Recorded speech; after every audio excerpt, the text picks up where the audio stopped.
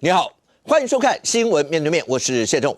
来一看为你介绍，今天要请到的特别来宾，左边第一位，康寿社立法委员林俊宪，大家好；资深媒体人李国南、黄创夏，大家好；资深媒体人陈东豪，大家好；右边为你邀请到台北市议员钟小平，大家好；资深媒体人邵逸夫，大家好；财经专家徐清煌，吴哥好，大家好。好，从昨天接下来你会发现，在一路到大罢免，不管到3阶或者4阶，每一天各方所丢出来的一些话题，或是所出的一些的策略，只能跟你说没有最劲爆，只有更劲爆，好不好？每一天都会让你大概目不暇接。在昨天的时候，昨天大家在讨论是，那总统府在这个节骨眼上丢出6月18号，不管你说叫国安简报，包括叫国事会议，不管你叫什么，那这对整个大罢免氛围到底会怎么样？蓝已经有人直接讲了。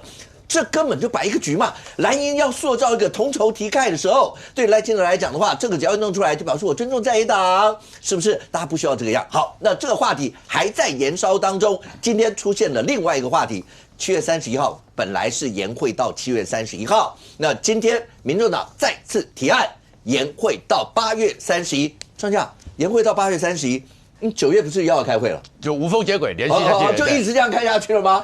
基本上呢，其实你会看现在情况里面，整个民众党呢，突然之间讲了要提案，要继续延会到8月31，而且让人家觉得是总要有理由嘛，没有理由就要8月31，然后9月1号又新的会期开始，就大家第一个讲无缝接轨嘛，但是理由到底是什么呢？我们就开始帮他想了，第一个理由，他可能是要帮蔡英文庆生，因为蔡英文是8月31号，对，所以是8月31号，立法院都在，对，帮蔡英文庆生，但是太奇怪了嘛。然后第二个是说撑起保护伞，可是撑起保护伞其实也没什么道理，因为6月20号就开会，开会之后开始投票，20天到60天，快的话7月10号就可以投票了，投完票之后，至少那些不分区是有保护伞嘛，那是剩下的7个状况里面是根据嘉义另类的很精准的民调机构，对不对？地方型的很精准的，可能国民党有8席，那8席就危险了，那8席也就马上没了。你有保护到国民党什么状况呢？也没有嘛。但是后面回到一个状况，这里面其实是一个，在这个过程中，第一个效果出来了。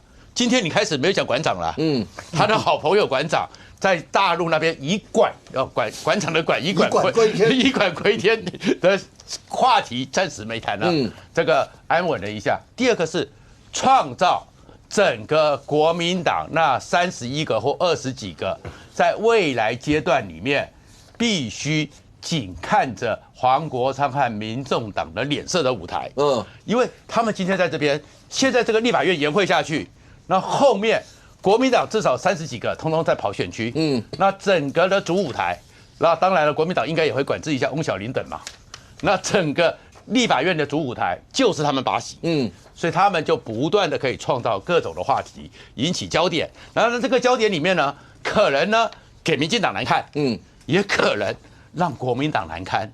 那这个不管怎样，抢到声量，抢到所有的话语权，想到所有的，然后接下来如果是第3阶段，很多人需不需要他们？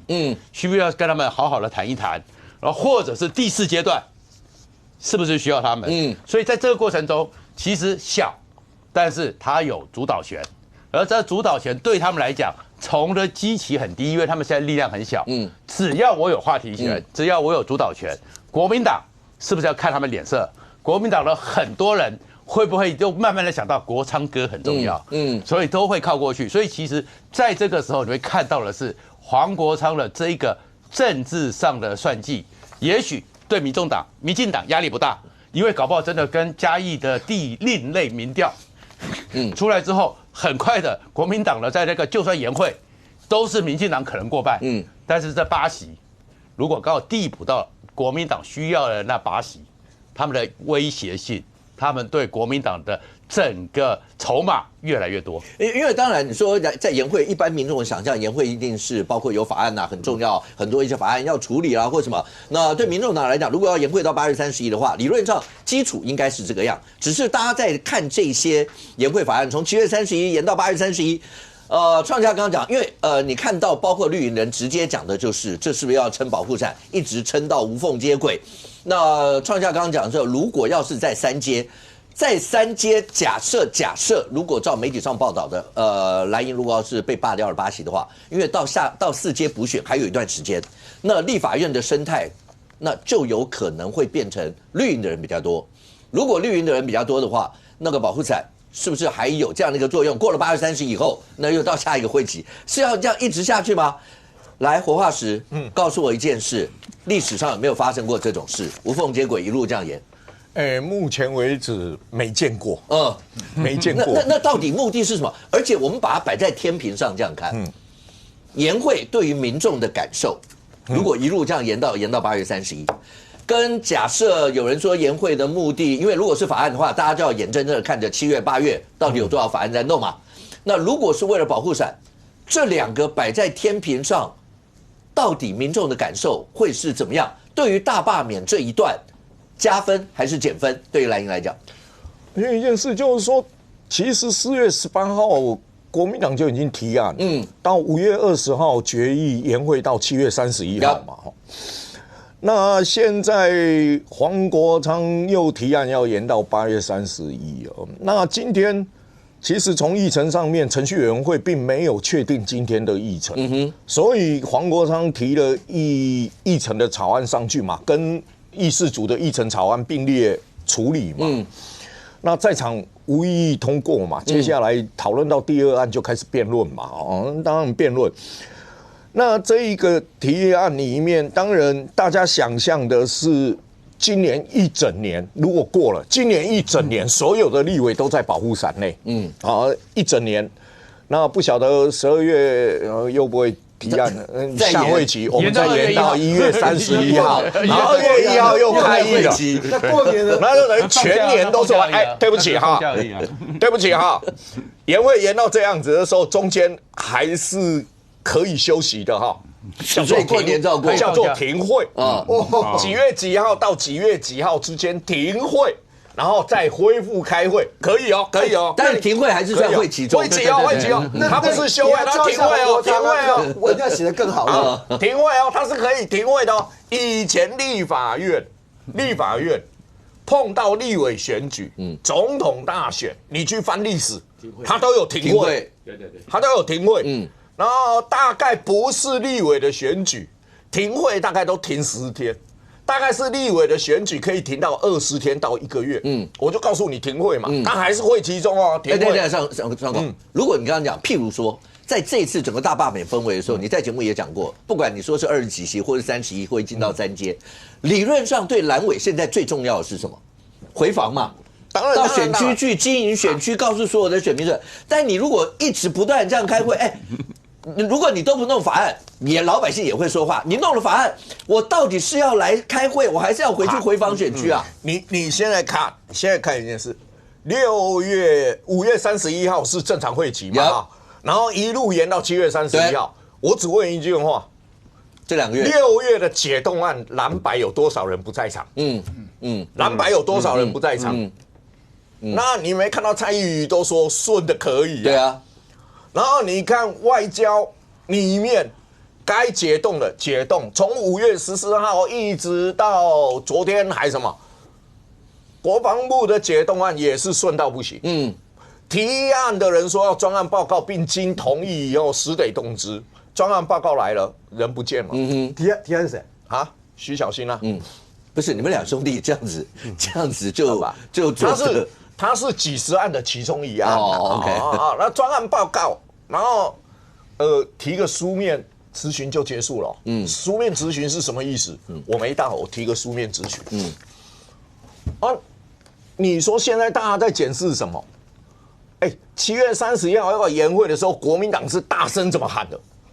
要开会，不要做薪水小偷。结果委员会蓝白立委都不见了。那司法法制委员会在审那个国安会的时候，大家还记得那个翁小玲吗？你们国安会出去外面，你们到底是跟哪些国家？咨询了半天，还要求吴宗宪我们要开秘密会议，怎么样？真正解冻的时候人全不见了。书记长王宏伟也不见，黄国昌也不见，都不见了。你去翻最近的解冻案，从6月1号开始就延会解冻案，有多少蓝白立委在解冻的时候都不在？你说研会、开会，要回应民意，不能做薪水小偷。那为什么委员会你们解冻案你们全部都不在呢？那算公刚直接讲到这，小平来，是我们现在直接讲。第一个，对国民党现在来讲的话，巴不得能够把所有支持的热情都要吹出来。对，那某种程度要降低仇恨值，一定是这样嘛，对不对？但是现在这整个研会的这件事情下去，我刚刚就讲，到底对于因为要面临罢免的都是国民党的区域委员嘛，20几席，大概从26到30，可能大概在这个数字当中，这个研会下去，对于仇恨值的增加，跟刚才讲包括吹出热情，到底是好是坏？我觉得不要言会，你觉得不要演？应该这样讲，下这个定论的这个决策者言会就说，哎，反正蓝白，反正要保护这些人嘛。可是然后就是特别是司法的问题，哎呀，拖一天算一天，就没有想清楚这个决策。我为什么你知道？我讲过时间有个对国民党是天大的救星。第一个忘记仇恨嘛，好。第二个呢，你等待，因为大概7月26号投票嘛，所以还有差不多1个多月嘛。1个多月期可以忘记很多事，然后第二个呢，也可以创造很多林右昌、赖清德跟曹兴诚的仇恨跟内讧。现在传出那几个女生发言你要选立委，拜托不要侮辱国家的这个机器，或是国家立院的门面，好不好？啊，哎，谁说任何人上电视就可以话讲清楚就可以当立委？有人做议员做了20年也当不好立委，到地法院。一样啊，有很多这种。有哪些？举例一下。不要举例就不要举。你怎么这么感叹呢？国家的大政、美中韩的关系，然后还要分高到每个委员会，哎，那是大灾问呐！我跟你讲，何必这样搞？我觉得是这样子，因为你再延到8月31号，大家要看你通过什么法案，是嘛？是嘛？第一个通过什么法案？第二个。你们到8月31号，你们这些被罢免人要不要回访选区？当然要。好，那民进党有没有人被罢？没有啊，现在是零嘛？没有。我动不动变更议程。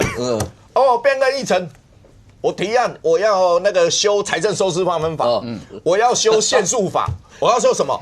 我一直变更提案，我委员会一直跟你变更提案。请问你们委员要不要回访立法院？要回立法院，也必须回访。好，对。那我是不是我最清楚一件事，我就牵制你啊？我牵制你留在立法院啊。我每次跟你排一堆议案，对不起哈，立法院里面的规定，讨论事项结束后，下一案开始前，都可以提变更议程哦，所以我整天都可以跟你提变更议程哦，我整天都可以提哦，我就跟你一直跟你提变更议程，一直跟你提变更议程，所以你也不敢跑了。不是，当然了，国民党也可能说我早上的时候我确定议程，我整个把议程确定完，那大家就来攻防嘛。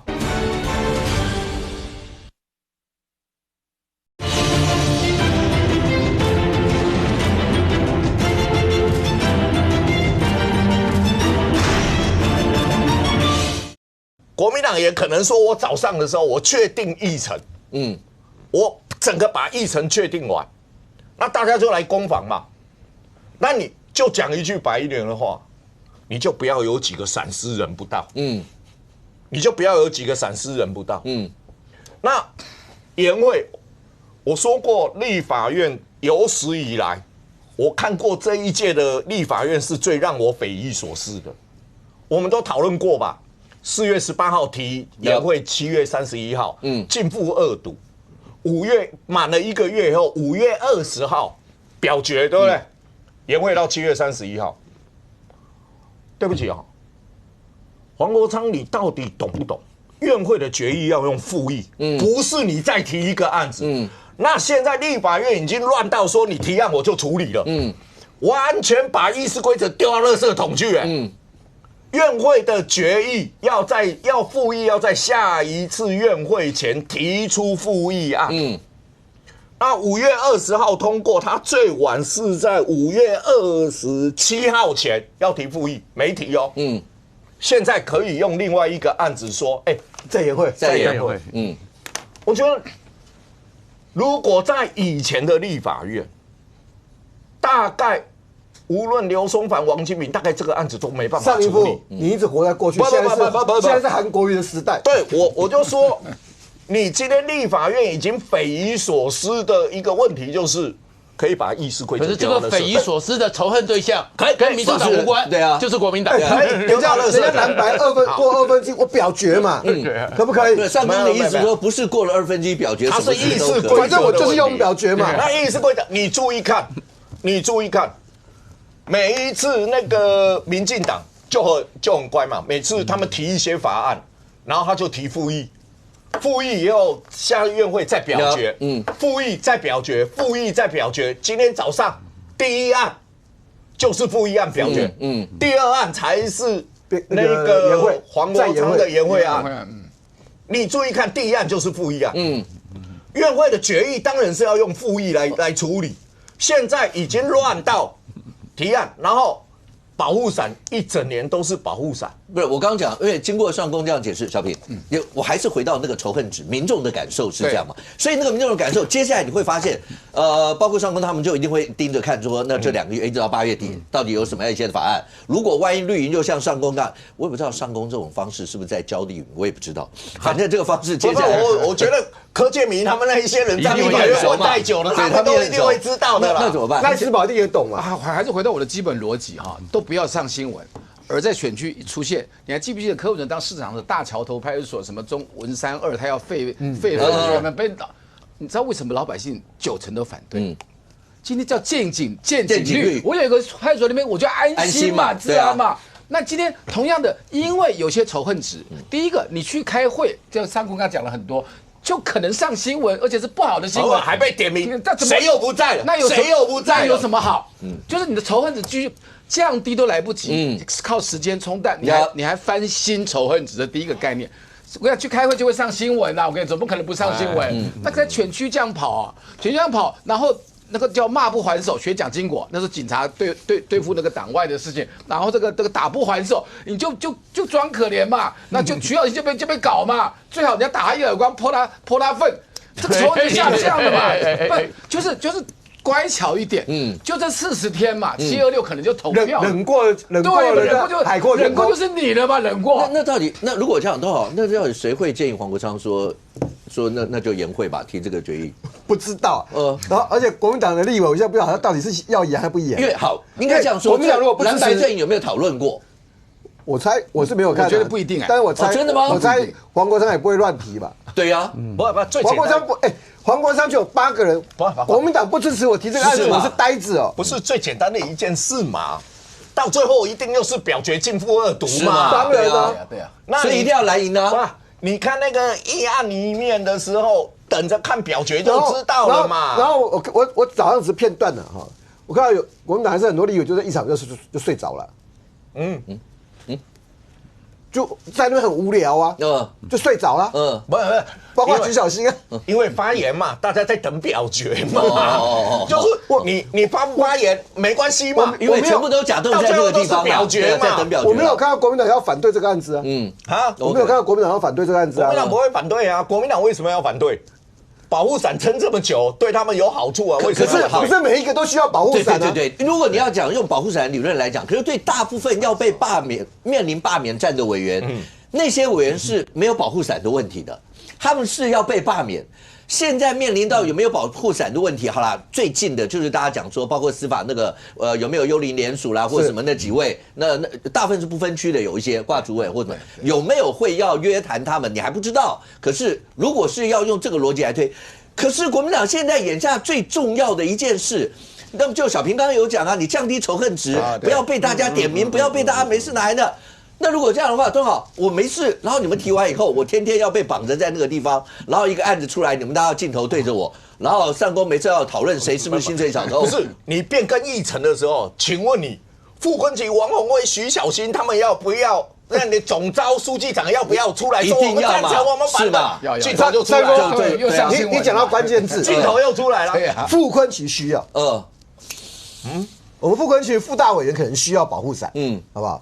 徐以真需要保护伞，谢龙介需要保护伞，卢宪一原住民立委他可能也需要保护伞，因为他助理在里面嘛。苏金泉屏东县党部主委，他们需要保护伞，因为傅昆萁一定很紧张啊，就是王昌老师一定是跟傅昆萁有联络嘛，我当然会这样想，就我没有看到早上有什么国民党有人说反对，没有啊。对啊，都好。这些人会需要保护伞？那当然每个人会有不同的一些理论跟看法，但有人一定会讨论。绿营现在直接讲就是保护伞的理论，可是国民党，我还是回到那个要面临罢免的这些委员，大家都知道利弊得失嘛。他们难道不会讲说，各位大家要不要讨论一下？不是你们几个人说要颜慧、严成亮，那我们的利害得失要被罢的是我。我觉得国民党现在是去中心化，好不好？朱立伦归朱立伦的，傅昆萁的归傅昆萁的，反正各自立委归各自的。现在国民党去中心化现在国民党在干什么？谁知道？对不对？委员会都不开了嘛。然后最好的方式就把傅昆萁绑在这边，因为回花莲比较远。对啊，因为很远的，因为有的罢免区域很远啊。所以你看到这一段时间都是黄国昌的，都是黄国昌的。黄建斌台东要不要来？对啊，那个云林要不要上来？然后黄建斌又是被点名，可能是最危险之一。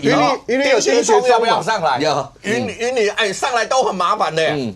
但是实质上来讲就是这大罢免，反正7月底8月初一定会知道结果。这里面只有一个人是无本生意，而且稳赚不赔，黄国昌就黄国昌嘛，就黄国昌嘛。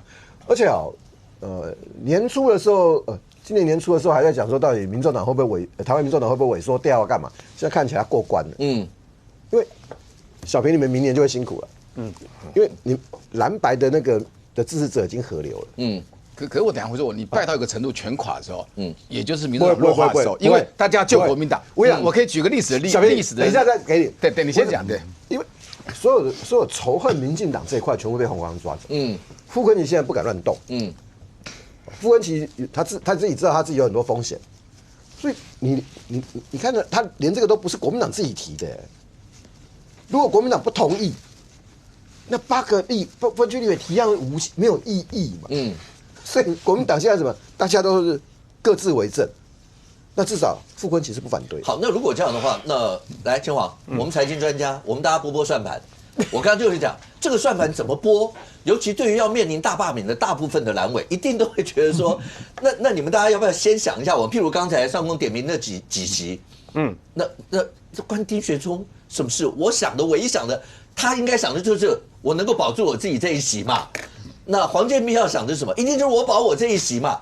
就算在台北的，你说像徐小清他们，徐小清最近，除非你说有人点名他一些事情或什么，他出来回应也比较强硬或什么，但他不得不回应。对。可是除了那以外，他也不会天天要上镜头跟你讲什么。可是你这些事情，包括你说颜慧说这一出来，他们被迫一定会被问到，或者是一定要在镜头出现呐。这个算盘怎么打都不对啊！因为没有人在打算盘呐。国民党现在就是刚刚前面提去中心化，我觉得词用的很有意思啦。因为去中心化，其实坦白说，那在谈区块链的时候才会谈到去中心化。我第一次听到说，连政党政治的时候都出现去中心化这个概念，所以国民党去中心化好像很有道理。为什么？因为这件事情很明显没有经过打算盘的过程嘛。所以国民党现在挖矿啊，他是挖矿机，挖矿啦，挖蓝银的矿是真的啦。我们变成金瓜石了嘛？你们是被挖的矿，现在金瓜石。处于在挖人矿的阶段所以你看这里为什么说它是去中心化，没有人在打那个算盘？对啊，因为你去看其实对于国民党来讲，现在他各种想法都有。第一个，他有个大概念，这大概念这个国民党立法委员上5个节目的时候都有提到一件事。尽量去争取民众党的合作，尽量争取黄国昌的支持。罢免案只要差个3%、5%就差很多，所以一定要请小草来帮忙，请昌粉来帮忙。这是不是国民党讲了很久的话？这论述一直都在嘛，对不对？好，所以在这个论述架构下面呢，如果没有人去打算盘的话，后面会发生什么事的这些账呢？没有人把它去拿来算，说，会不会为了这3%，就到最后本来可以吹出来的票一点一滴的流失，不但流失，而且它可能流到罢免那一方去。罢免那一方本来不会站出来票，就刚好被你们这些过程给吹出来了。有哪几种状况？我们一个个算第一个，你这个要延会，延到7月30号，延到8月30号，民众看到第一个理由，你竟然是为了司法保护伞而延会，这个是具有正当性的理由吗？他一定不会说是因为这个理由啊，他不会，他就会讲说那是绿营栽赃。但是你看看老百姓怎么想。黄国昌是怎么解释的？你知道吗？他说：“哎呀，你看还有很多法案没审呐，那绿营在这一些时候都在搞大罢免呐，所以要延会。这个我就可以解释。这是黄国昌自己讲的。我的意思是说，这个大家目的不一样因为他的受众不一样。对，就是说绿营去讲出来说，这国民党这个现在看起来延会就是为了这个司法保护伞的关系。至少对于民进党的支持者来讲，这是动员出来投罢免票一个很重要的理由嘛。认为你们都在恶搞、乱搞，这是一个。第二个，对中间选民来讲，只要有一部分的认为这个讲法也看起来是有正当性的，为什么？因为确实有好几个人现在就是面对到司法上的问题嘛，所以有一部分人被说服，他也会去投这个罢免的票，所以对他们来讲有正当性。那再来讲黄国昌的部分，好，黄国昌去对他的受众去解释为什么要延会。我跟你讲，小草接受到的这个理由或讲法从柯文哲时代到现在都是一样的啦，就只要这些政治人物，我们付他的薪水一样，然后他帮大家多加班，在立法院多做事。这么勤劳、这么努力的柯文哲，这么勤劳、这么努力的黄国昌，我们当然支持他要延会啊。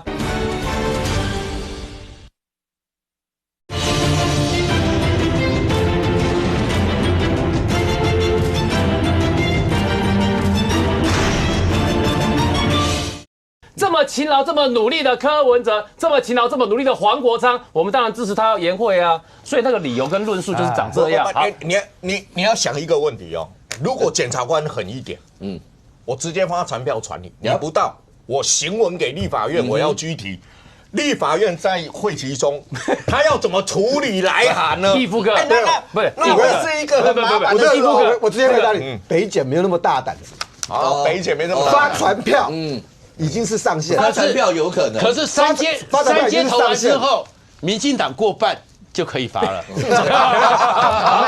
且我们刚才讲的是大家对各自的讲法，所以呢，基本上黄国昌他们也没有遇到司法拘提的这件事情，所以这个跟他也不关心啊。他对自己的支持者讲话，他的支持者支持他也会这么干，所以呢。账在黄国昌跟民众党算的是很清楚的，是账在国民党这边没有算得很清楚。因为这个延会过程中，你到底有没有是基于自己个人司法的考量？你要延会，这个账你要承受嘛，这是第一点。第二个，你要延会，延会又不是说延会期间什么支出都没有，相关的支出也是要支出啊，你还是会增加预算啊。但问题在于说支出增加了，那你如果这一段时间里面 KPI 啊，现在民众一般大家在上班的时候，尤其我们很多观众在上班的。都要面对公司 KPI， 你到底交了多少成果出来？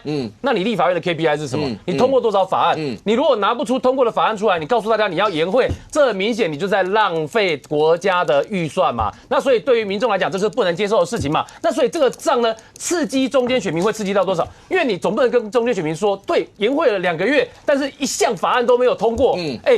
对于一般纳税人来讲，今年我们大家都还是眼睁睁在看着现在在报税，因为今年报税时间因为关税战的关系，延到6月延1个月所以大家现在是边报税边看着立法院，你要延会期，你有办法拿出成绩表现如果你拿不出来的话，这对一般选民来讲怎么会是好看的事情？那大家现在这整个议题讨论下，小平很简单的问，刚才讲。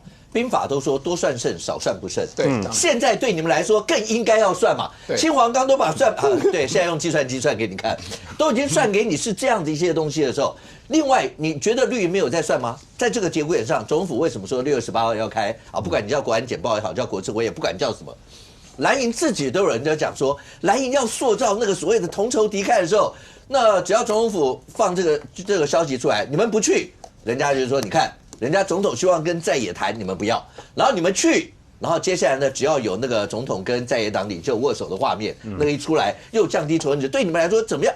我不知道，到底总统府或绿营有没有在算这些？蓝营显然有人都把这个摆进去了，你们把延会这个东西，如果照刚刚来宾那样讲，显然也没有算太多。那另外这方面，如果人家有在算到这，你们到底要怎么面对一波一波来的这些议题？这是计中计了。其实赖清德没有想好，你知道，他就丢出来就说这个跟这个喝咖啡嘛，这跟在野的领袖的主席见个面，好。那如果我们都没有想好，我们干嘛？赖清德就得逞了。你看我一边罢免你，我一边还跟你，我还是有中间选民的，我还是努力为公。台湾还是要往前走，不是要消灭蓝白。对，他们讲一套漂亮的话，这很容易，但。就回到了计中计，是我们准备了什么东西，我没准备，赖清德就得逞了。那我们准备的讲一件事，我们见面，有些可以公开，有些可以半公开，反正不管，不是全部都封锁或全公开嘛。这种大人见面，但一定要在国家宪法架构之下见面，合不合理？这是屁话，可是绝对是很重要的事情嘛。好。就丢出我跟你见面，宪法架构没有在野党主席参与过那个宪法架构有宪法没有这个问题，宪法架构有规定，内政部长不可以搞台独，对吧？宪法规定是确保中华民国的尊严跟生存，对不对？好，那要不要先处理刘世芳？你先把刘世芳干掉以后，士气大振，国民党票全出来了。所以你是说那个先把刘世芳你干不干掉他才去开会？当然不，我是举例一嘛。第二就是这个会一定开不成啊。谁说我们要6月18号？不，你丢出，你这说你们要丢一个东西，你不去要有道理啦。对，有没有道理？哎，你那天这么搞台独，我还跟你见面，老百姓不会骂我们的，会骂他。第二，这是咱回到内政罢免。你口口声声说要斗大罢免，你还要跟我们和解，这个如何资源局说绿营啊跟赖清德这两点就好了。我觉得我们就先丢出来，看他们怎么反应。那进入一个就是大家大谈判或是大斗法的时代，我们且看且走嘛。好，那如果这样的话，来居宪委，从包括今天讲要延会，请问一下，确定延会了没？现在要协商了，还在协商。8月30日，刚才大家讨论，光一个研会就没有经过2读表决吗？没有，今天没有表决。今天没表决。国民党意见怎么样？你觉得为什么白银会提这个？我觉得是一个政治动作啦。你这个就是黄国昌的舞台嘛。那国民党要帮他在那边拍手嘛。黄国昌的意思是说，有些行政院版本院版没有提出来。比如说那个 AI 基本法。他说那行政院怠惰。所以如果你行政院没有提出来，那我就要延会期，除非你提出来。那这个就是这个恭敬礼消委嘛，对不对？一个小党怎么可以主导整个院会的大局？对，可是国民党就是给他嘛。那黄国昌是不是真的想延会？我不知道了哈。但是。没有那么认真啦，开会都跑去看棒球了，该开会早去看棒球。你说的是司法法制解冻案那一天嘛？对，但是这几天这个我礼拜五都频繁出现哦，就表示那个议程还是可以照顺序。可是刚刚大家在讲，协商真的也会，因为一定除非国民党支持，要不然的话，光一个白银是不太可能。没有我讲一下，你注意看民众党的提案，国民党不敢反对。国民党的提案，民众党是可以投弃权的，还不敢讲话，还有8票，还不敢讲话。你这是要凸显什么？你看那个军人待遇那一条，2读的时候，民众党是不是投弃权？没有啊，他2读投弃权，3读的时候进行3读，他投赞成嘛。你要知道，现在国民党怕民众党，民众党提案，你注意看，民众党黄国昌提案，国民党什么时候敢弃权跟反对？杠杆哥嘛，不敢哦，位置太重要，不敢哦，支点，不敢哦。但是国民党的提案，民众党是敢投弃权的哦，是敢投弃权的。委员，你有感受到这样吗？不是啊，黄国昌他不敢赞成啦，因为跟他过去的那个反对什么军公教，他认为那个。他以前是主张要砍的嘛，那所谓不投票就是掩护过关嘛，因为他民众党8票不投，国民党会还是比民进党多1票了，对啊，52比50，那再加另外2席还是多。对啊，如果真的不行的话，韩国也还可以投票。绿营现在是认为，包括研会，如果真的要延到8月30日，绿营是觉得是为了保护伞吗？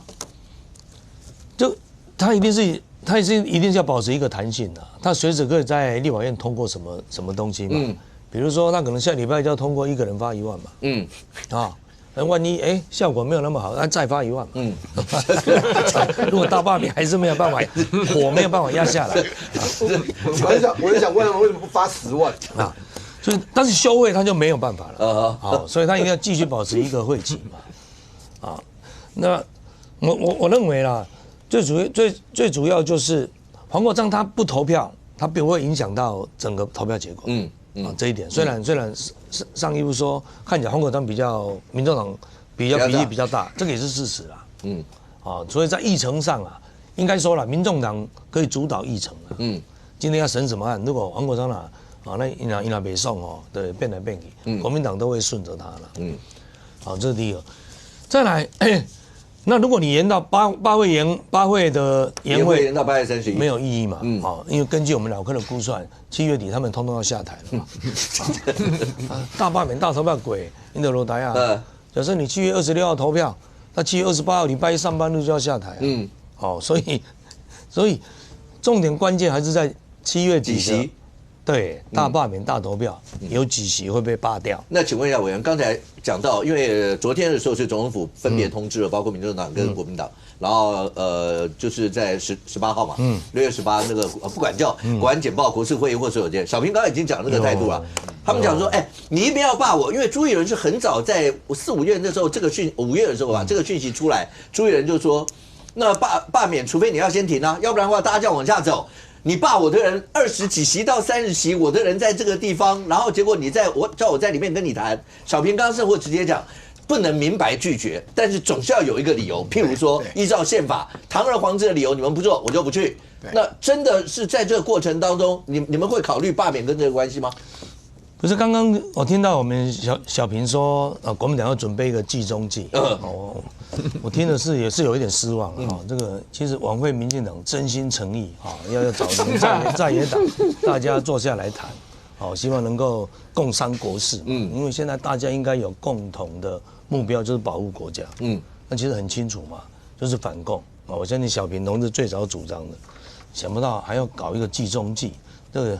有点艰辛挖抓紧了，我相信民进党是真心的想要跟在野党的领袖大家来谈一下，但是这个大罢免你不能就直接划等号就是民进党，因为第一个在大罢免进行当中，谁最早要喊要在野党领袖见面，就是朱立伦，讲了2次，朱立伦说不大家坐来讲，我认为赖总统可能是听到朱主席有这样的一个。呼吁，他说那就一个善意的回应，这个是真心，好像恐龙屁股被扎5秒才痛的，没有很久是真心的了，多久还是真心？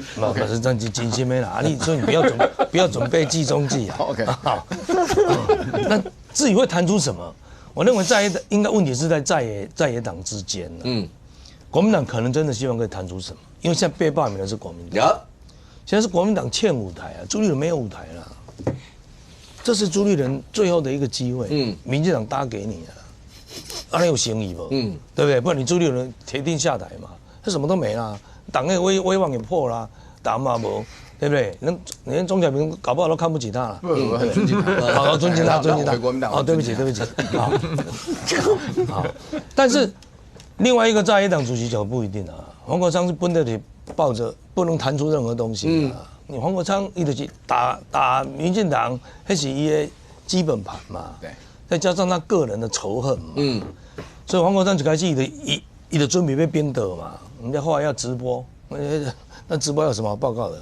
对不对？他就不希望成嘛。可是你国民党要来，他就不能不跟着来。所以他勉强还是要来，但是会有计中计的应该是黄国昌。不应该是2大党嘛？因为其实2大党在这个阶段，你还没讲那个刘世芳怎么处理你真的计划要处理刘世芳？这个是我们要涉及国体的事啊，开玩笑。所以这个时候，在大罢免、大投票之前，可能唯一的政治大戏，就是在野党领袖见面。就朝野领袖不然没有啦，因为国会现在立法院现在进行都蛮顺利。我说大罢免治百病嘛。就进行的蛮顺利的。因为我们老柯的心情也治好了，变比较好对所以现在立法院看起来，就是国民党不断的用一些希望能够讨好选民的法案以外，那真的会有政治上的，比如说在凝聚更大的全民关注点的。那可能就是这些在野党领袖见面，如果反而85是在民进党OK， 可是现在看起来6月18这样的一个在野党，如果照目前这个氛围往下，除了金学文简单的说，你觉得最后6月18会不会成这个朝野峰会？就蓝白2大阵营的主席会不会去？只要朱立伦同意就成了，就成，黄国昌就不敢不来。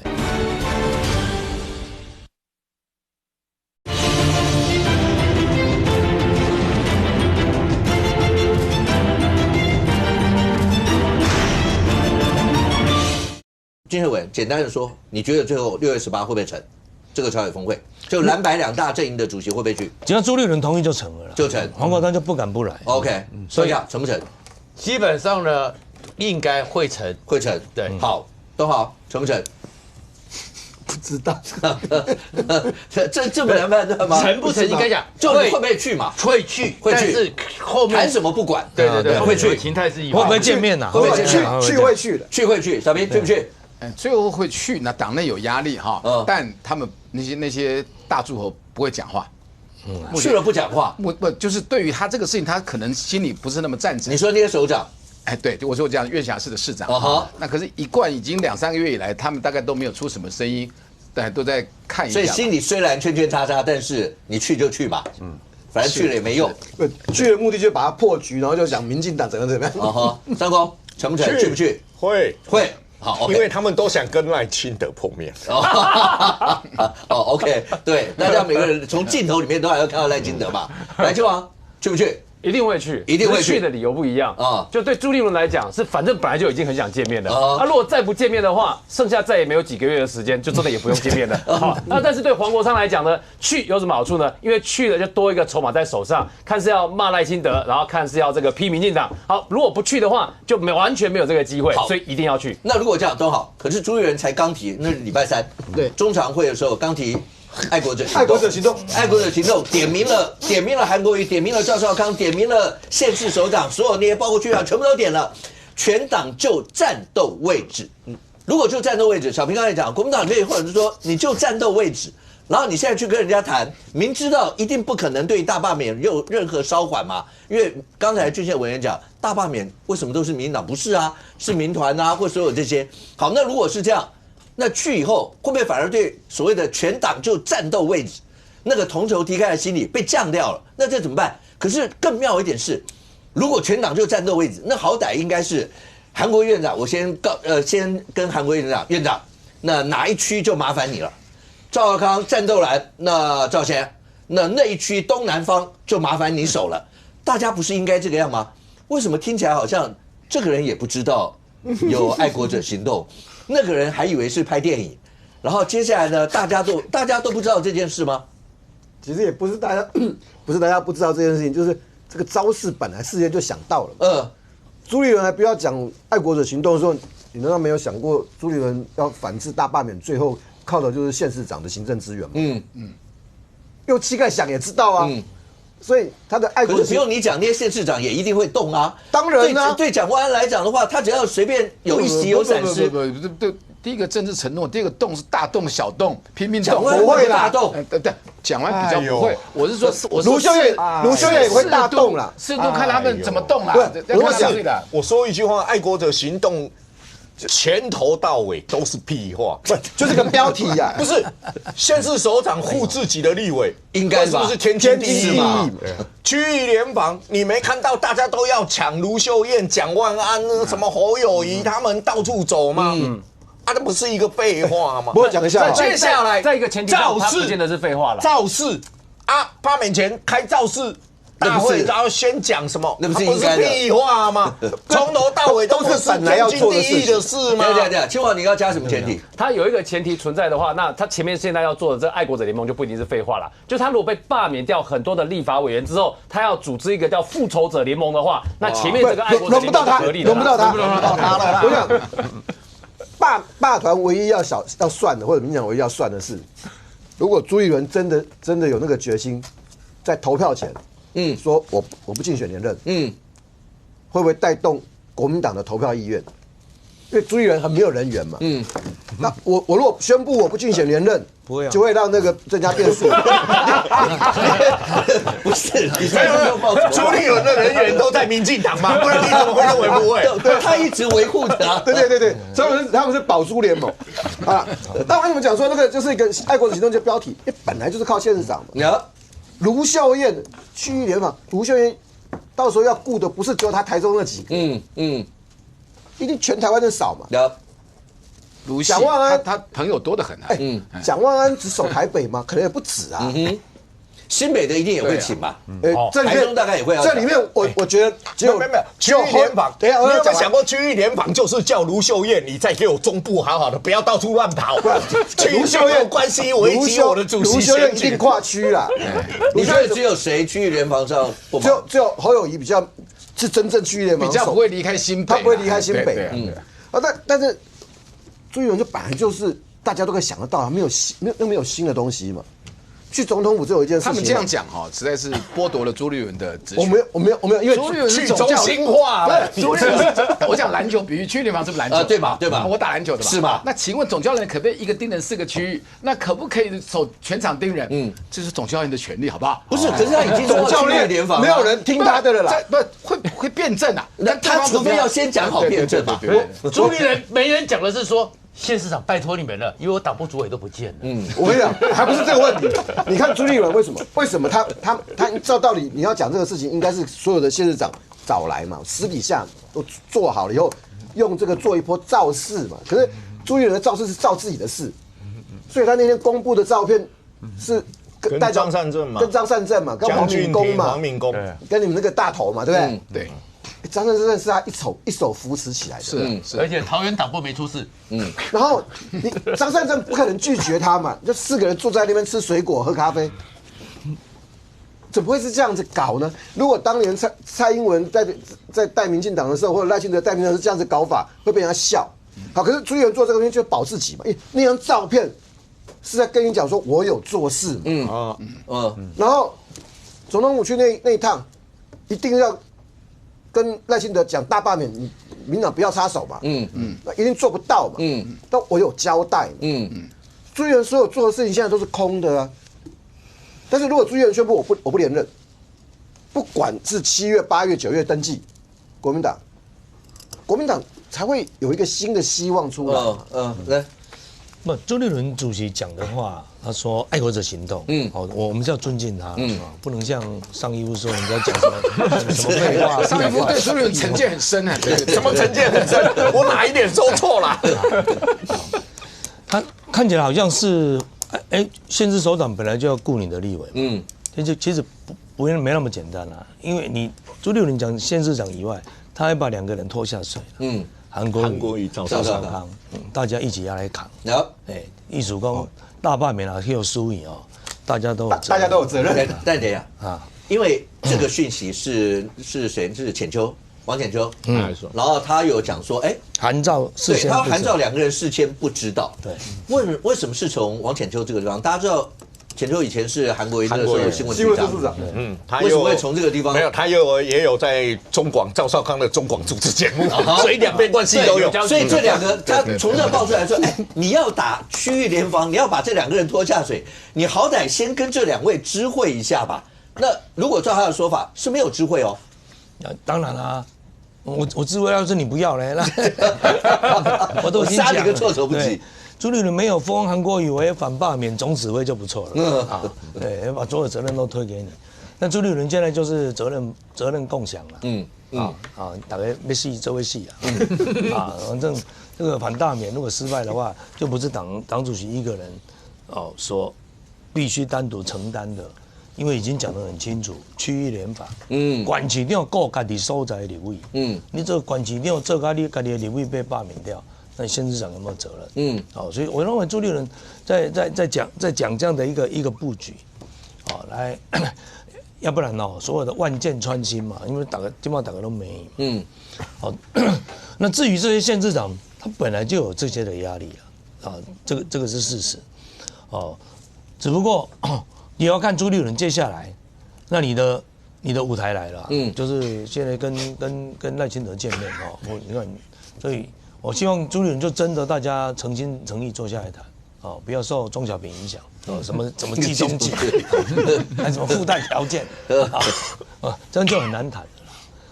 那我觉得接下来一个诉求，我认为现在年轻人最关心的就所谓的国家安全，为什么呢？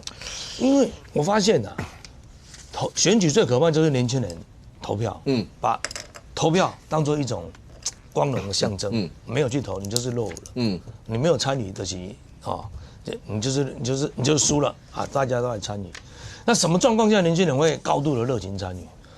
我发现最近几次其实都是跟中共有关系，第一个，国贸、太阳花，太阳花其实就是大家货贸的问题嘛，那第二个蔡英文的那个反送中运动让蔡英文大赢，其实都是跟共党有关系。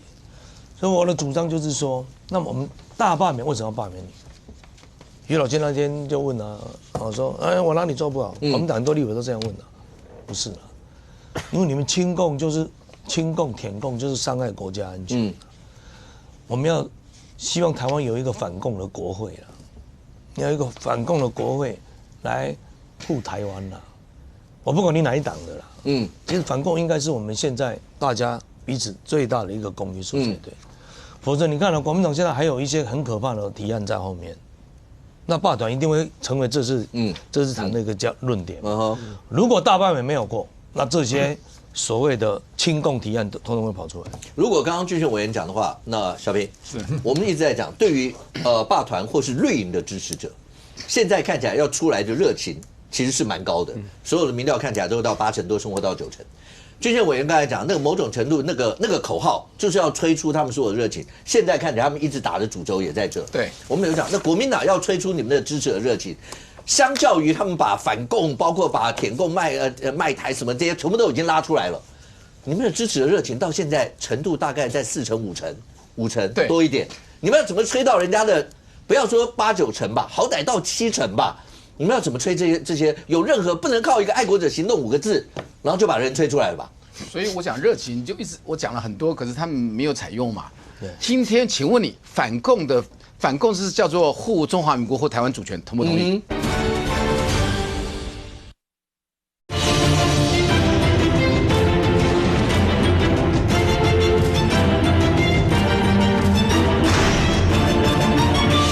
所以我讲热情就一直我讲了很多，可是他们没有采用嘛。今天请问你反共是叫做护中华民国或台湾主权，同不同意？然后呢，那当然他也有一些抹黑，有些抹红等等，说啊你们还是去大陆啊干嘛等等。我们对这个完全没有回应。意识形态来就要意识形态回去，所以只能干掉刘世芳是第一要务嘛，这个才有热情嘛。你讲那些讲东讲西有什么有什么热情？干掉刘世芳来得及吗？不，所以这一次他送上门来了嘛，赖清德。这个就是拿刘世芳来祭旗嘛，对，当然嘛。还有，我们分3个层次分析大罢免会不会成啊？第一个，那些罢免团体，当然千丝万缕的，他不是民进党，当然很熟嘛。那他们共同目标是要灭掉国民党，国会过半，这个没有异议吧？啊。第二，那这最小的中呢是民进党政府，大嘞是川普是川普现在美国的总统这个就是要支持民进党永远执政，不要国民党，这态势很清楚，这个要破解你才能活嘛。好，我这样讲，我在节目我最先讲出来的，然后这个叫做台美防御条约好了，以前中美，因为以前美国联合国跟美国都承认中华民国叫中嘛，现在中是对边嘛。然后我们叫台嘛，就是因为他不承认是一个国家，可是我要协防你，对吧？台美防御条约公布出来以后，这是个天大的事。那是不是让这些所谓的台派，让这些罢免民进党政府跟这些罢免团体这些人，通通士气大振？而且，请问你是不是暂时签了台美防御条约，就如同当时那个泽连斯基扼腕说，当初乌克兰有早进北约，他因为要进北约，所以被俄国攻打，早进北约他也不敢打他，好吧？俄国也没那么。就是不敢嘛，他是一个军事同盟嘛。那这签了以后，那你知道台独会更气焰会更大。请问你，我们签了台美防御条约以后，是不是认为老共打台湾的可能性降低？今天撑住让台独没那么多，是因为老共随时会武力犯台嘛？我们现在讨论的对国民党眼下最危急存亡之秋的事，可能就发生在7月下旬到8月中旬。那个台美防御条约或什么，就我个人我不见得说这个想法，可是全面丢出那个一篇一篇丢出加强强度，美国是一定会做的嘛。我对不起，小友插一句话，马英九不要去海峡论坛，你们就解决掉很多，至少少扣分嘛。他降低会不会比较实际？是没有。朱立伦如果开除马英九党籍，那才是大加分，那个是加分啊。很简单，今天沈伯洋沈伯洋说我不赞成，说要那个立法委员到大陆要登记啊，干嘛要立法，后来没过嘛，但蓝白人多嘛。我觉得国家的立法委员要用法来看他，但对不起，我们是社团法人，民进党是，我们国民党也是，我们现在这个危机存亡之秋，他讲刚刚上一步讲的是有道理的啊，哪一件是有道理？哪一件是？哪一件是？当美国好一直往就台美防御条约一直出来这个方向走，对不对？然后这边还要去跟老共见面，那你不是要搞死这些他们被罢免的人吗？刚刚讲哪一件是有道理？好，我再回到我的主张。国有国法，党有党规，社团有社团的这个规定。对，我们去的话，要朱立伦批准才可以去大陆，你就可以控制从政党员。所以马英九去，立委不管马英九，当然你要尊重朱立伦是主席，好不好？而且主席的判断，你去认为对我们31个罢免有害，你就不要去。你去我就党纪处分。你觉得朱立伦现在管得动马英九这一块？管得动，管不动不管他。我尊重他那个职务叫主席，我讲的是规矩，好不好？对。那如果马英九这次去了呢？我们也希望朱立伦硬起来嘛，因为我问你啦，你这样罢免的时候，马英九去是好还不好？马英九有没有？当然是不好嘛。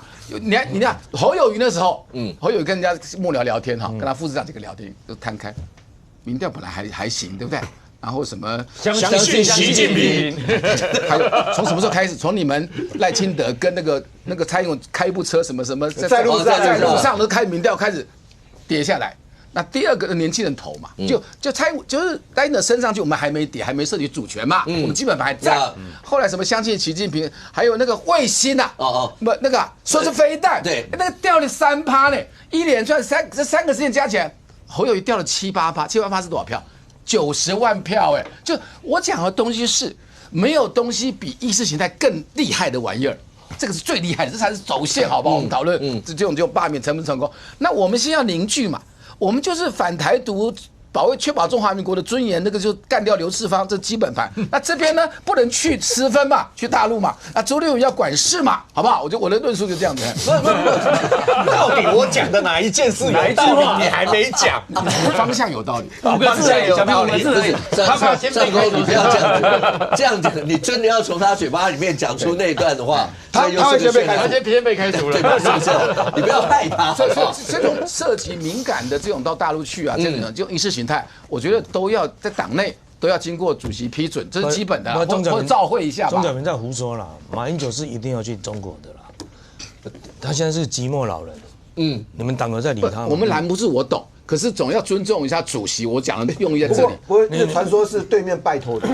因为国民党海峡论坛，立委不能去嘛，这时候嘛。不是，因为国民党过去都是派副主席去嘛。至少是夏立言去嘛，对，那就是国民党把它规格降低，派一个什么大陆事务部的林主家，对不对？那中国他的场面撑不下去啊，那马英九是规工你单人招啦，你看寂寞老人，那就等的就是看什么时候有人打电话来，好不容易电话响了，你能叫他不去嘛？那边就违反人性，而且你说马英九不去也不是你们管得了的，我同意，对不对？我同意，可是我讲的是。对党好跟规矩跟主权的主席的可是现在就这样说，如果大家都知道，清华在大半上，我还是讲那个来算盘拨一拨，大家都知道，现在如果国民党真的要挡住这座大罢免，对于席次上最大的一些损伤要止损，那最简单的，大家刚才也都讲了嘛，降低仇恨值，催出热情。但你把这2件摆上去，就讲最近的第一个。当所谓的不管是不是反共的议题，然后包括有没有舔共的这些议题一直被延烧的时候，要不要到中国大陆去？这些显然在这里面一定会有一些影响嘛。那小平刚刚也讲了嘛。可是这些包括刚好一些法案的一些东西，是不是应该降低这方面？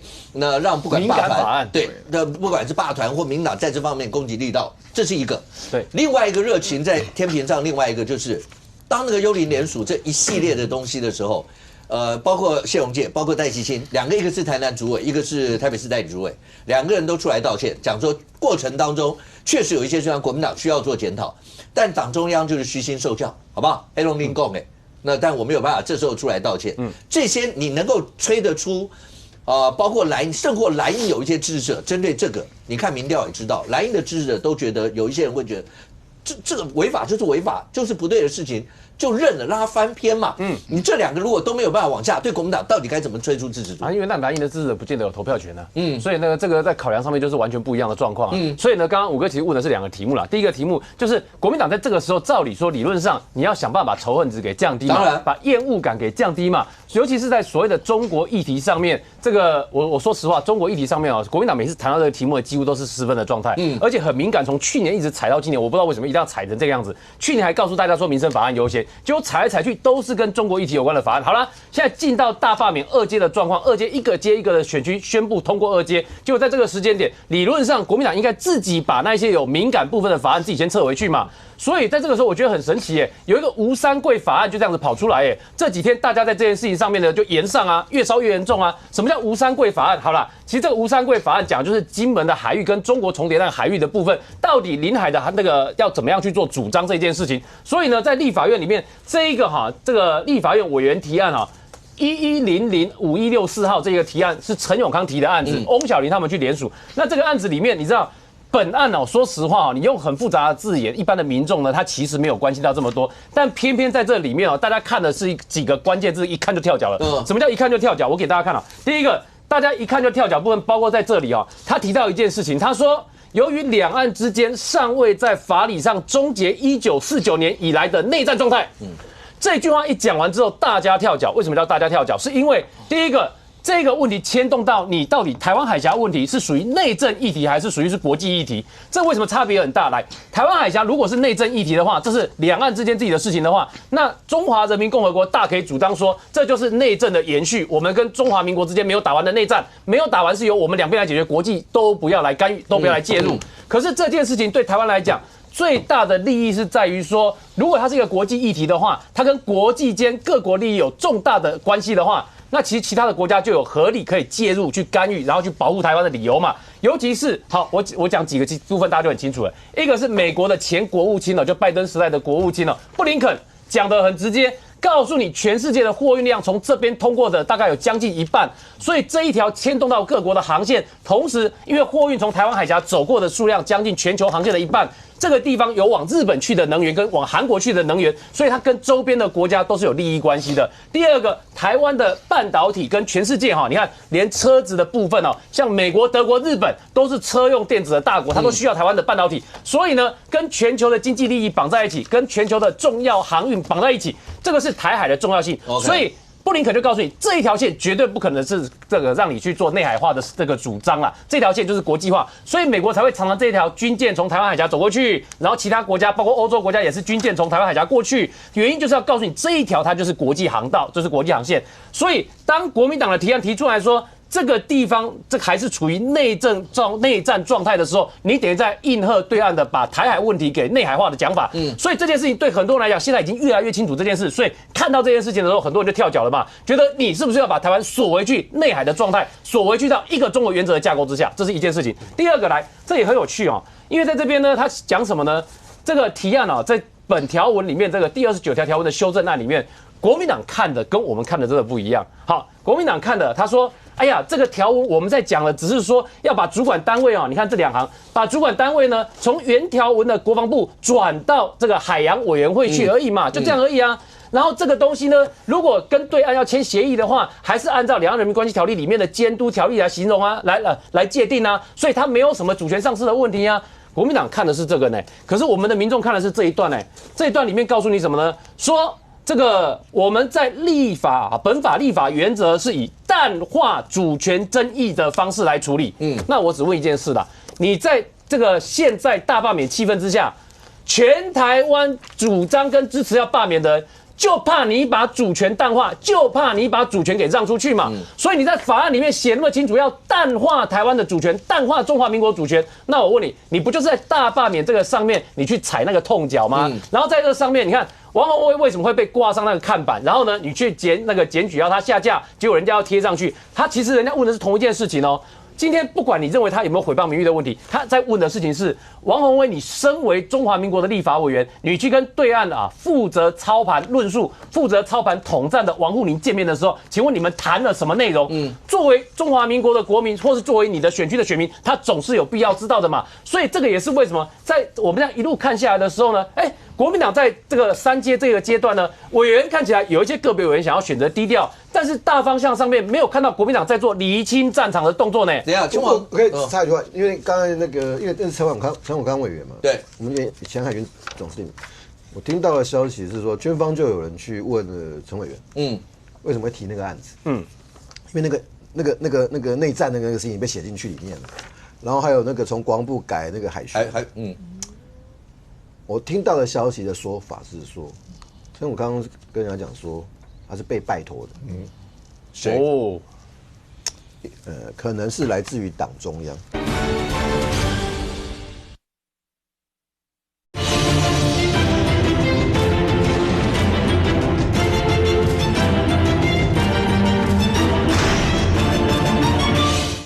我听到的消息的说法是说，陈永康跟人家讲说他是被拜托的，谁？哦，可能是来自于党中央。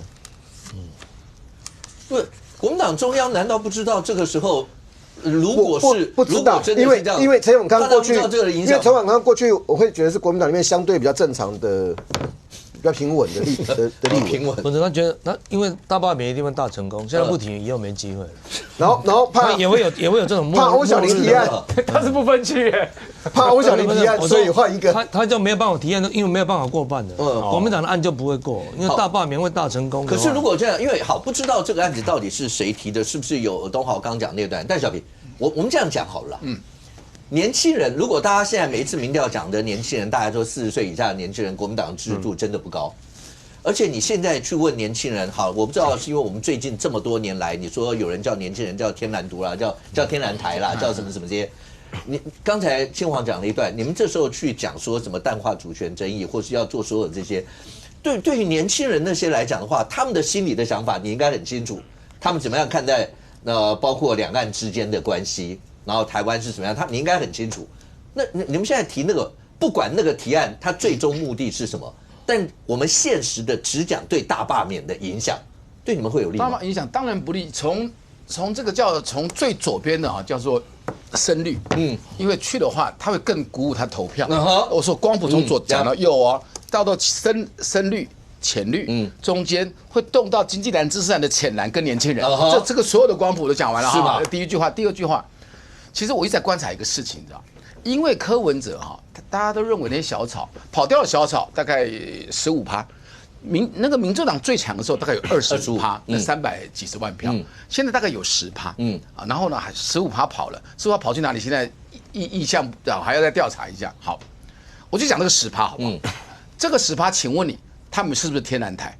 当然是，年轻人都是天然台。我不要讲天然独，天然台都是哈。好，那请问你民众党他的两岸意识形态是不是比较偏？跟老共友好，当然是两岸一家亲嘛等等。黄国昌也从深绿转成他当了主席，必须回到那个巢穴之内，就柯文哲的规定了。那民进党他们这10%人在想什么？我们这是大罢免很重要的一块，才有2-3%票还得了，还有10%嘛。好，那民进党会做什么事？你知道？他要鼓舞天然台，包含我们马英九去或谁去，也是鼓舞天然台。他们现在心里有2个灵魂，一个灵魂我爱阿北，这台镜头坏死了，把我们的阿北关了9个月，对不对？好，那因为他们可是阿北的主张跟他们不一样啊，他们是天然台啊，这些年轻人就剩了10%，现在叫做深白，好不好？我这样形容。OK， 这个你不可以有任何的闪失，有做去大陆去见谁触动这一块，我不要讲其他的票，我讲这一块。所以我一直在观察这些年轻人在想什么，想什么东西。好，再拉回来，这个时候朱立伦不管他要不要连任，当一天和尚撞一天钟了。你是主席的话，任何对于这个对我们不会被罢免的加分的事情31个，跟会让他们更会罢免扣分的事，你通通要全盘掌控。就你就是主席，你就要硬起来。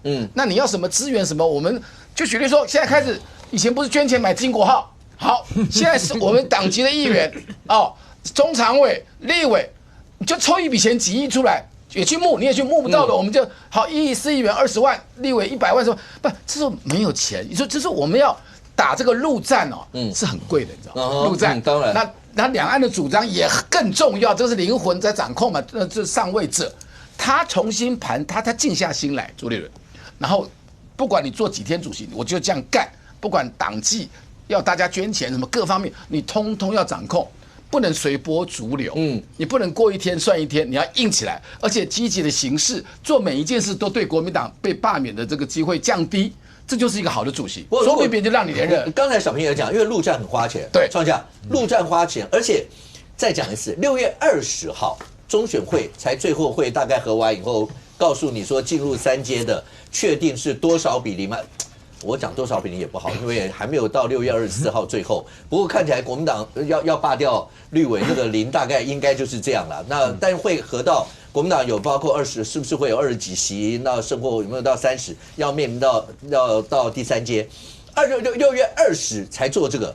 但你看，包括连深蓝区的赖士葆委员，各位最近有没有在电视频道的广告看过赖士葆委员的广告？因为我那也是在看电视看，这时候电视广告都出来了。光在深蓝区的赖士葆一叶知秋，所以创下现在对他们来讲，这个是连深蓝区都知道这一仗可能会面临到一些危机，更何况我们讲其他那些地方赖士葆认为他有危险哦，是嘛？要不然这时候登什么广告？为什么强打？是不是捷运的补助款跟这个蒋万安？你知道是不是？对啊，赖士葆有危机感哦，我很早就感受到了，就是在2阶段送件的时候，有一天我8点回去。我是住景美嘛，景美捷运站2号出口出来，就听到有人有声音，100多个人，就赖士葆，100多个人，100多个人就在庙口在宣讲啊，已经在开始宣讲了。他一个里少，对，一天一个里宣讲了。他从来没有被列在危险的名单里哦，他都这样扫哦。对，而且1个多月前，我插一句话，不，你们正传媒有做。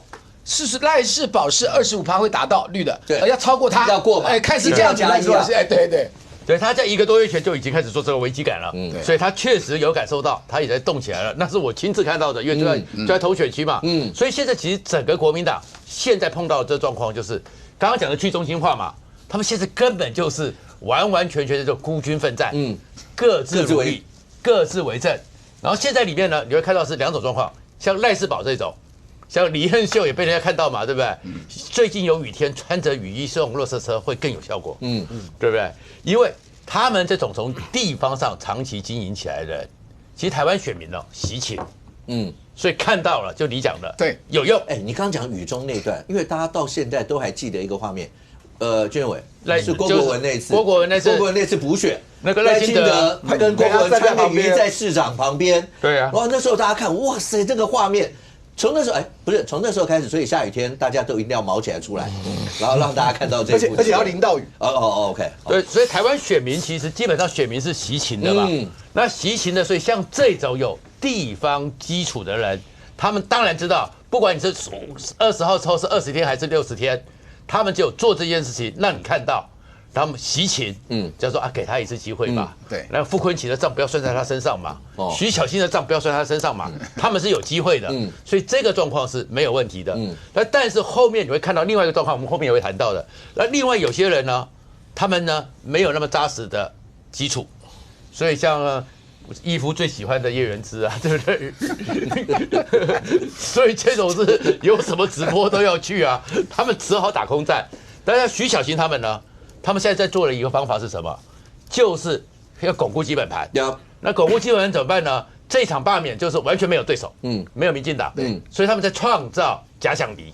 所以 Grace 就是他们可以创造的假想敌。所以看到其实整个国民党现在大概就是基本上就是巩固基本盘。陆军的就像赖士葆就开始有广告，因为那个地方的电视台，我也在家里看电视的时候会看到他，对我就会看到他，对不对？那像这个徐小新。洪威这种基础上没有像赖士葆他们这么扎实的，那怎么办？找假想敌。所以洪威有一段时间去找李正浩，为什么？李正浩跟他有什么关系？创造一个假想敌。然后现在沈伯洋也是他们想要去创造的假想敌。所以他整个国民党就是往这个方向走。但这个走里面，他们最大的麻烦在哪里？就是有些状况，刚刚你提到的，我6月18号啊，我是赖清德，我会怎么办？请那个国安会秘书长说，我们跟各位报告我们这个国家安全的情势，我们很尊重在野党。我6月18号刚好我们报告2件事情，关于陈之汉先生去中国大陆，以及马英九前总统去中国大陆对于国家安全情势的影响，这样一个排出去，对国民党就很伤了。刚刚那个内战其实啊，我会觉得朱立伦要赶快再跟 CIA 联络一下，那个对美国更伤。你不要再讲那个了，你又踢他的痛脚，又危机解密。因为当我们废除动员戡乱时期，就是在法理上就代表国共那场内战已经结束了。然后现在呢，国际上包含美国国务院不断的，这国务院里面都已经加入了。蔡英文总统一直到赖清德都在讲的一件事：中华民国和中华人民共和国互不隶属。当整个国际都往这个方向走的时候，我们在法律上来一个法律内战尚未结束。我想那个东西的影响不是台湾内部的选举，是美国怎么看，美国怎么看，国际怎么看。那你这个时候再出这一个牌。那个东西对于罢免国民党立委绝对是雪上加霜。你刚讲说好，就虽然是玩笑话说，那个在报告的时候就先拿那个你说陈之汉先生到那去，然后马前头。可是你看他管他到那个中国大陆去，有多少流量？43万，然后所有这些在网络站流量大概都是他吧？中国大陆，我以前都《明日报》的时候。他们来跟我看的时候，我跟他讲说我们有230万流量，他们就觉得怎么这么低？中国大陆那个流量当然可以赚到嘛，所以那个流量，然后陈之汉去，所谓陈之汉呢，他又跟汪小菲在那边吃播，对不对？但是我们好奇的就是说，为什么？当然，到底是他们本人还是他们的小编？就徐小新啊、傅昆萁都去按赞了，都去抖内了。那到底是真的他们，还是小编？当然还要求证。好像他们没有出来否认。对，但是没有出来否认啊。但这里面其实你就会看到，我刚刚讲就是对他们来讲，他们现在压力到了就是捡到篮子都是菜。馆长虽然现在弄到了是昨天国台办都出来讲说跟我没有关系。馆长的那种花言，连国台办都发现说我们要找人过来的时候，还是要读点书的才跟国台办都把。但是馆长有流量啊，馆长有流量啊，有流量有声势啊，所以你会看到的就是想的就是那些危险的人。又不是像你就没看到赖士葆会去按赞嘛，涂全集也没有啊，因为他们有地方基础，所以其实就看到其实是国民党那些靠空战起家、靠流量起家，当馆长这边他们都要出来的时候，那种恐慌。那当然傅昆萁是有很扎实的地方基础，但是我们也知道他现在地方基础是非常的脆弱。俊伟，你们会怎么样看待像你说阿管他到那个地方去，然后流量很高，创了台湾有史以来的记录。但是那个过程当中，社会有人在讲有人在讲说，那未来会不会有一些网红会有那样所谓的大家都希望流量啊或什么，真的都会这样往那走吗？只是馆长这次过程当中有很多讲的一些话，什么台湾子弹满天飞啦，然后什么，当然你说从奶茶开始一路以来也引起大家很多一些的讨论，你们会怎么样评估这一块？我希望他多去。我觉得这个评论写得不错啦。他说很多台湾的人想要赚人民币，这些网红啊，你要先臭自己的国家给中国人看。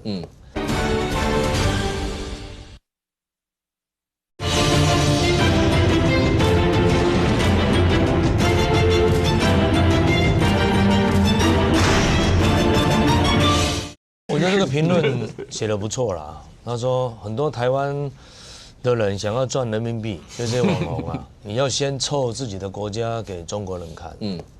台湾的美好并不是有多少的先进的城市，是在于我们有民主自由。你看每个人，馆长就是整天臭台湾嘛，讨好中国人嘛。其实小平刚刚担心错了啦，你不用担心马英九去了，馆长这种去你才要担心。因为馆长这种去啊，馆长的受众去看的不一定都是支持他的。那他这个火烧起来都大部分都在年轻族群。那因为马英九这种老舔共的，大概嘛怎样？马英九算老屁股啦。他去我们也知道他大概演出什么嘛。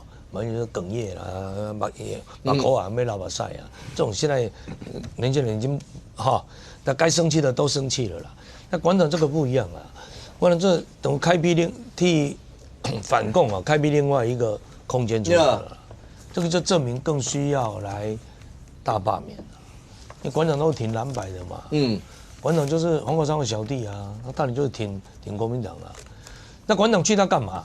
人一起去做生意的。他就要去赚钱的嘛，你就给他动这一起行李了嘛，所以他可以一下子台独，一下子又变成舔共嘛。那以前舔小英啊，那也舔民进党啊。对馆长来讲，伊就是要趁钱，伊就做生意的啊。但是呢，就害死国民党嘛。这必然会产生这种状况嘛。所以如果去中国需要朱立伦批准哦，我看连这种侧翼网红都要了，要不然这种去才真的会害到。他不是我们的党员呐，但是无权管辖。对啊，但是谁要来承担？因为影响到台湾的就是未来的最重要的政治活动就是大罢免。所以啊，馆长吃饱了，国民党就跌倒了。上狗。馆长这几件事情对于整个大罢免的火，你觉得会产生什么样一些影响？除了这个以外，国民党现在一定希望巴不得能够指所有的声量，或是都是正面一些的回应。可是还有一个不能讲未爆弹吧？我们刚刚讲幽灵联署的那一块，因为你在节目讲过，每一次起诉书出来，大家都会看。台南起诉书出来，然后大家才发现那里面讲的一些什么这些，因为还有好几个地方还没有起诉哦。只是羁押或是交保，所以未来有很多那些起诉如果出来的话，当然我刚刚就讲，因为你看到李永改，你看到戴启清戴主委有针对这个出来讲说，是应该要面对这些事情。可是如果到现在党中央的态度，然后包括后面起诉再出来，假设是在罢免投票3阶投票的过程，因为出来大家一定会讨论，那个未爆弹会有什么效果？当然你。起诉啊！现在我们看到的是5月8号台南的被起诉嘛，11个人被起诉，37个缓起诉嘛。那我们郡县委员的行情比较高一点，3块嘛，哈。那你扣3块了，3块了。有时候我很难做人的，这样的。不会了，还有一个一份只有2块滚钉子，还有一个红包600多块，折合也2点多嘛，将近3块，3.04的。台湾电鱼有个红包，折合算3.04啊。电工做翻谁的？当然你说那个起诉书出来，里面大家看到的是3块2块红包，里面37个缓起诉，很多的基层党工认罪缓起诉，他的缓起诉理由是其中有一个是职务隶属被交代嘛，这个出来以后大家哗然嘛，然后你就回过头来看到，下个礼拜又有一张更精彩的了，然后你回来看到明良真的起诉，大家都以为只是单纯的查水表，不是，电子签章什么户政系统都出来了，好，那也是让大家觉得，看了以后非常的惊讶，那个又是一个行政跟这之间的关联，非常惊讶。那现在你可以看到，大概台北市北检，大概也进入收尾阶段了，因为现在你看侦查庭已经。赖宜任他们开第2次侦查庭了嘛？5月7号、5月29号开了2次侦查庭，你可以感觉他好像在收尾的阶段。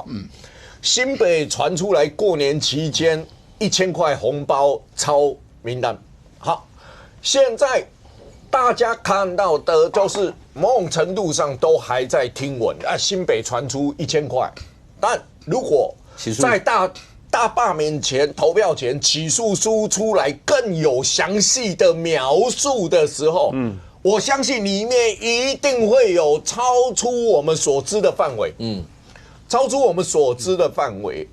你看台南出来以后，我们才发现哦，原来有2块，有3块。你不要一直讲他3块。然后明良真出来的时候，我们以为查水表被侦办，结果一发现他既然动用系统里面比对电子签章还有签名的问题嘛，所以起诉总是有很多东西让我们意外。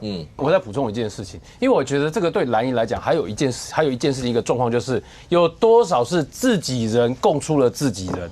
你知道这件事情，比如说以新北来讲，我听到新北那边的状况就是有一样也是被带走，然后后来交保出来党工，那交保出来之后呢，他们其他的人就去问他说，那你有没有讲出哪些事情？那他就告诉这个其他国民党人说，很抱歉啦。因为我有27年的基督教的这个宗教的这个信仰啦，所以我不得不把所有的事实通通讲出来啦。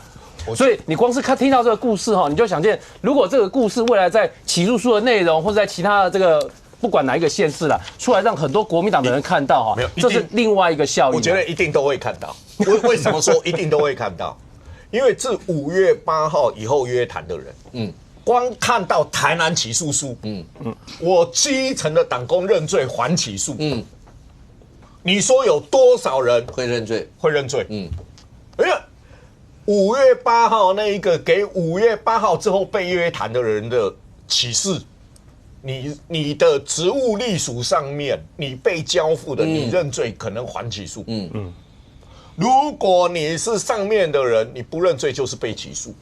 其实5月8号台南那个起诉书是对后面有启发作用的，对基层党工有启示作用的，所以你那个状况一定看得到，100%看得到。其实这个也是我为什么在节目讲说不会有媒体上说那个律师费。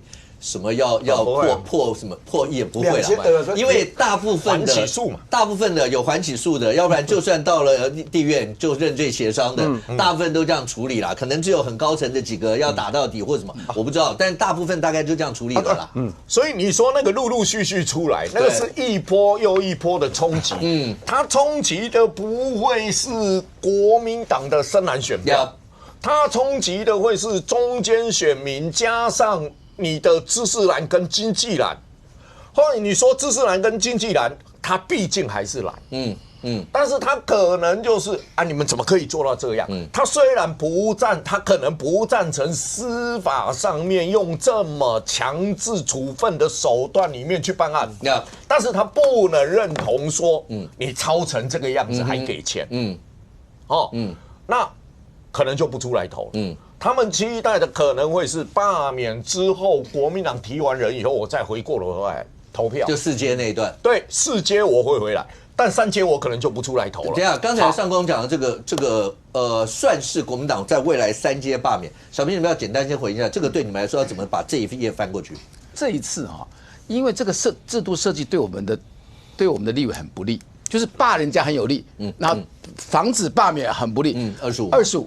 那回到我们怎么样吹反罢的票，那怎么搞都5成5，都5成5。对啊，你们的热情去哪？搞到7成好。热情刚刚上一副讲到经济蓝、知识蓝，我们选民本来就很冷漠，我们不像民进党，就是一个意识形态一个统哭，把他的票，只要国民党一天不灭，只要台湾一天不台独，我的票就知道就永远在，不会走。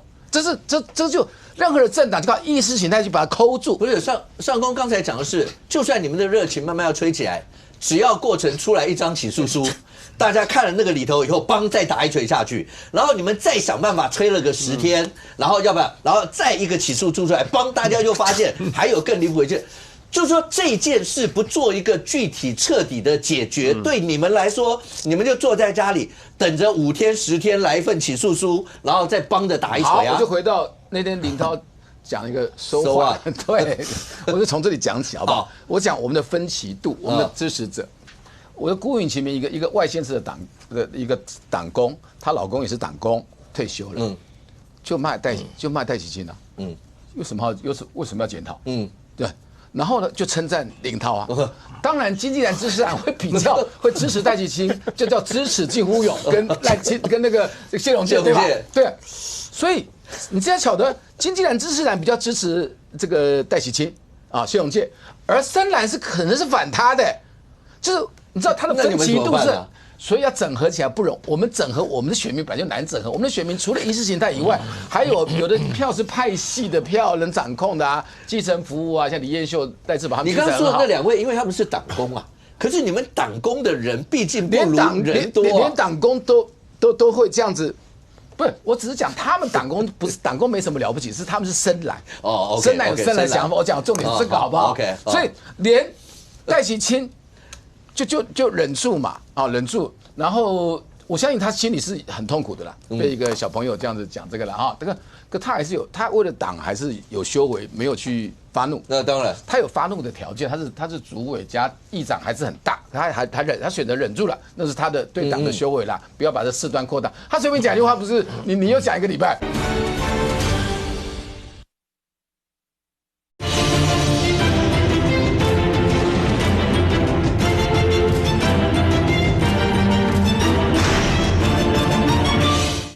他有发怒的条件，他是主委加议长还是很大，他选择忍住了，那是他的对党的修为啦，不要把这事端扩大。他随便讲一句话，不是你又讲1个礼拜，好，所以我讲的重点是什么？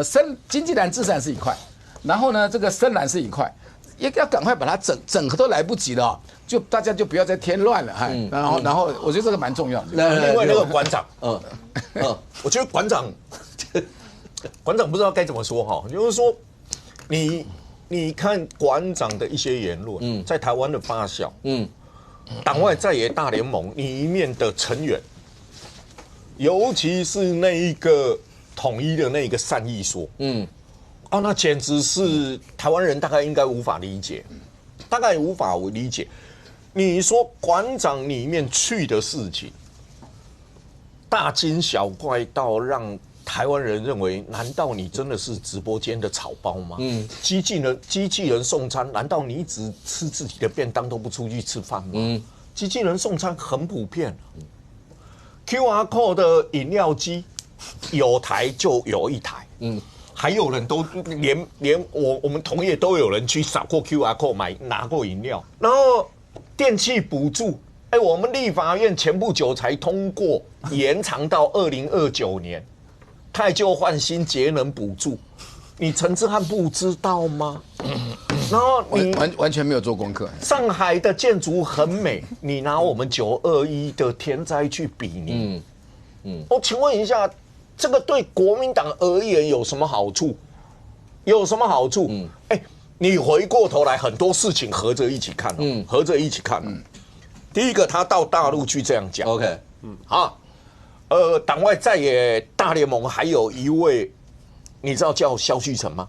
知道那个，他组织要去大陆，然后偏偏林月龙的案子又出来，林月龙的案子又出来。林月龙的案子出来，你就看到国民党一片都在切割，都在切割，这时候让我想起盛楚英，各位还记得这个人吗？游锡堃的助理，也待过很多立委。出来以后，当初国民党记者会书记长王宏威是怎么说的？你们现在都急着切割你们都不知情当真是如此吗？现在反过来这一句话问国民党。你们都急着切割你们当真都不知情吗？难道这是真的吗？你看那个话，同样换个人，完全适用，完全适用你看匪谍都在民进党办公室 ，OK， 然后现在都说，报告委员，你家也有，你家办公室也有，所以他一连串馆长这一连串的事件下来，他是连串里面造成国民党的罢免的冲击来，娟伟。我回应一下小平的就我是支持林涛的啦。国民党作弊造假联署，这个是不必道歉。你看国民党就2派了，这个国民党就对于这个这么重大事件，这么几个月来，他没有一个中心的党的态度。这个当然就造成朱立伦现在的这其实朱立伦某种程度来讲的话，他确实是要负很大责任。但是两边责任，但不必下台，不能下台。朱立伦要负责任，你又爱林涛，林涛是朱立伦的人。但是现在面对大罢免，这两边都有一定的矛盾。国民党还有一个内部矛盾没有解决。第一个就是内部未来大罢免又局势的竞争，补选。为什么民进党要先把态度踩清楚？你们跟罢团之间会不会有这样矛盾？所以我们先态度讲清楚，公民先行嘛。那国民党呢？他们这些人真的就可以当立委了吗？就可以接受你们的提名吗？那是我们的事情嘛，就是第一个内部矛盾。你们这样做，我们也乐观其成啊，老 K 啦。内部矛盾要先处理嘛。那国民党不一样。你说国民党在议员会努力的去救他自己的立委，这个我很怀疑。因为这是人性问题啊，对不对？你像。虽然李明显已经挂出布条，全力支持李彦秀，但是我是李明显的支持者，我可能就我会朝出来投票，所以这个其实是有这个是未来离大罢免越近，这个问题就会开始浮上来。OK， 这是必然的啊。比如说民进党就准备要跟李明显打补选我是这样觉得搞死他嘛？我就这样举例，他没有要选啊，他没有选，我不知道，我就这样来举例了。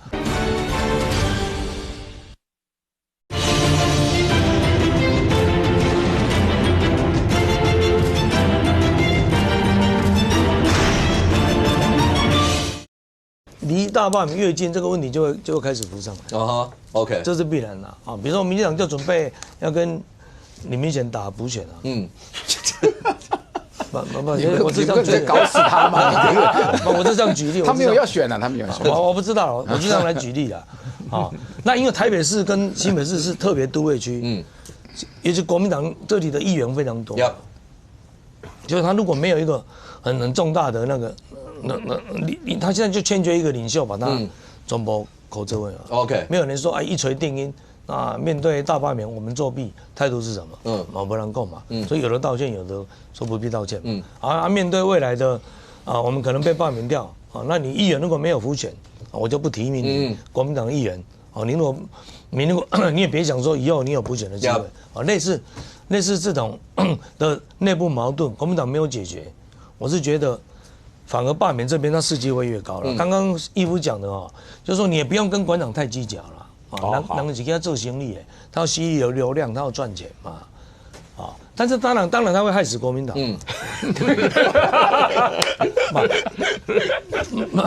你也说话嘛，等他讲，我还没讲完。那你国民党的领袖就把他按赞，就给他捐款，你能怪谁？傅昆萁去捐款嘛，徐小新去1690块，徐小新买去捐款嘛，成为新闻，所以馆长去就更热嘛。如果你看他这个是捐款，这个是很严重的动作。为什么新闻媒体会特别报道出来？那等于你国民党认同馆长，至少你跟他站在一起。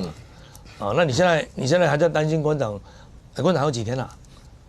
馆长差不多去5、6天吧。5、6天哦。对啊，大概还剩下2、3天吧。那国民党我不知道有没有管道跟馆长从馆长一探几，立马比赛个公安啦。所以我看到馆长，我希望他可以停留久一点。OK， 来小平最后1分钟，整个大罢免的局势，你有没有什么要呼吁的？还是老生常谈嘛。第一句话就是不要言讳，不要上新闻，让仇恨淡化。第二个就是见警率，就是一直在选区走。我跟你讲，这个伸手不打笑脸人啊，你卡后累，然后准备一下一些资源，30块以下的东西就很贴心的就送，完全合法。然后去在这个40天里面见个几万人，我认为是很有用的。OK， 君伟30秒。当事人做的不够啦比如说马英九去，馆长去，就还是会影响到这31位蓝委啦。所以我认为，如果馆长有造成了一些火花，包括未来的马英九，那我们其实更要确认这是一个反共的大罢免。就是说全民出来投票支持大罢免，就支持反共。未来大罢免，因为算时间来看的话，6月20号到底最后会核定几期？可是刚才中间所讲的，不管任何一个事件，对未来整个大罢免会产生任何一个阵营正还是负，我们大家拭目以待。非常谢谢现场所有来宾，也非常谢谢观众朋友收看《新闻面对面》，我们下周见，拜拜。